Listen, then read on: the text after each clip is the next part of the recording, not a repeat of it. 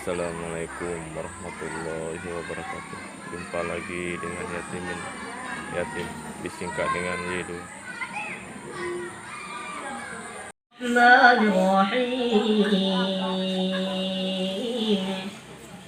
والسماء والطريق وما أدراك ما الطريق نجم صطب إن كل نفس لما عليها الحفيظ فلينظر مما خلق من ماء دفيق يخرج من بين صلب وترائب إنه على رجعه لقادر يوم تبلى السرائر فما له من قوة ولا نشير والسماء ذات الرجيع والعرضيصة الصدر إنه لقول فصل وما